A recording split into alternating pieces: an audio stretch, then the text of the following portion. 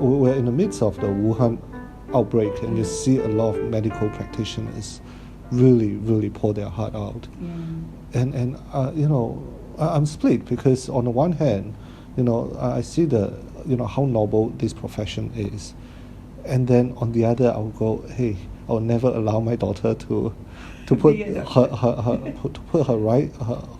life at risk.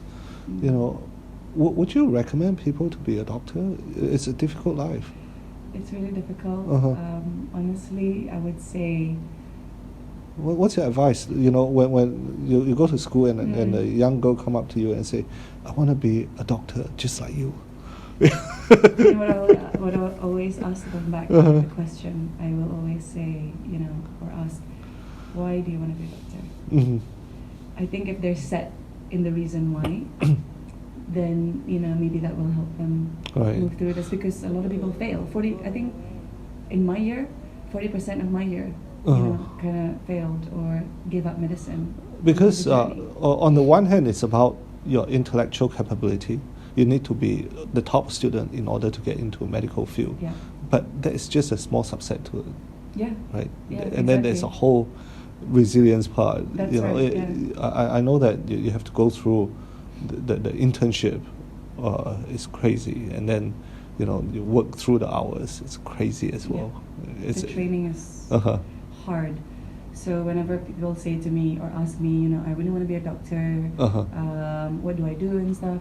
That's why I always have to ask them, why do you want to be a doctor? Tell me. What is it about this profession that you want, that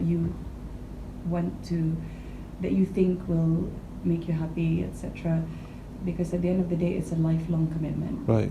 So what would the best answer be to pass the test?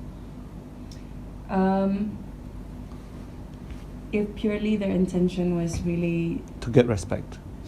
To get respect, then no. Or to make money, my then father-in-law no. or mother-in-law would like me.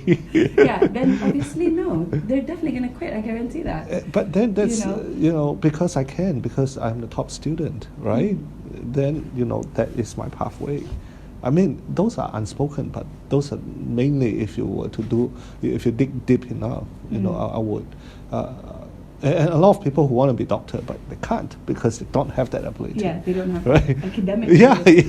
But doing medicine is not just academic. You have to have that side, the emotional strength, side, the emotional resilience. Right, is important. But how do you get emotional resilience? Yeah, and you don't learn that from books. Exactly. So what would it be a good answer, to pass the test of whether or not the doctor career is for you? That's a really hard question. Like, if this person, maybe to me, it would be saying something like, you really wanted to help people. So for me, for example, the reason why I became a doctor was because I really wanted to help people. And I don't come from a rich family, you see. So I thought the only way that I could help was through how smart I was in school. Because I did very well in school. I was an A student, and I thought, how best do I give back to the community and how best do I help others? Maybe I should be a doctor. So that's why I chose medicine. So if someone has a clear purpose as to why they want to be a doctor, maybe this is their avenue in wanting to help others, then yes, I am sure with that strong purpose, they will be able to go through very dark times during their training. You also mentioned something about resiliency. What about it? That you have to be able to stand back up again when things are really hard. For example, it could be something like how hard the exams are and how you will not be the smartest person in your year because everyone there is smart, right? So that might bring you down and suddenly you wake up. Like how I was in medical school, the same thing. Imagine always being an A student, like in school, high school, and then suddenly university, bam. I didn't realize, I actually need to revise and pay attention, I actually need to the people who are smarter study. And harder working. Yeah, and there were people who are actually smart and who works hard. Right. I didn't work hard. I was lazy the first year, and I learned my lesson. I almost failed. And then that awakening, being able to wake up from that. Like when you fail, you either become the person who fights back or you become the person who gives up. Right. This is where emotional resilience comes in. Mm-hmm. Which person will you become now? And not just in exams, but when you face patients. When you face difficult patients imagine having a really long day, working non-stop, no one appreciates you, patients screaming at you, Mm-hmm. and you want to give up. Now, tell me, which person are you going to be? Are you going to go back to work tomorrow? Or are you going to give up? That requires resilience.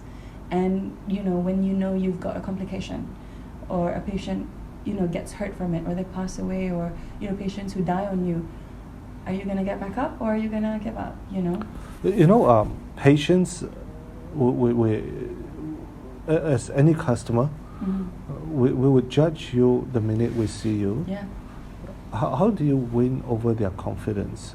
Doctor would have to do that. The first 2 minutes, they would have to exert their authority and say, "Hey, I know more than you.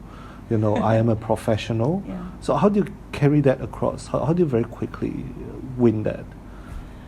By talking really fast. No. By pretending that you know everything. Yeah. How does one do it? When I began, What is the doctor's trick? You know what? When I began, I had to pretend I knew everything. Because imagine when you're just beginning, who's going to believe you? You're young, you're Asian in a kind of white man's world. Right. And suddenly, a lot younger than these patients, and suddenly you go there and you're their doctor, and they're like, "You're my doctor?" Yeah. So you have to kind of pretend you're confident. So I remember. So fake it till you make it. Well, actually, to some extent, at that level you have to. Otherwise, how are you going to get patients? So how does one carry themselves? The behavioral signs of it. Confidence. You need to be confident with your patients so that they know. If you're confident in yourself, I think anyone can see that. You can see someone who walks into a room who's confident, right? You can tell that person's confident. Immediately you feel authority when that person's confident. So how does one build confidence? Very good question. There's this guy called Ed Milet, who is a great online mentor, and he does all these personal development kind of talks and tips and interviews. And he says, you build confidence simply by keeping the promises you make to yourself. That's it. Wow. As simple as that. If you promise, as a student, let's say, if you promise to yourself, okay, I'll read a chapter, a day of, whatever condition it is that I'm, or specialty that I'm in.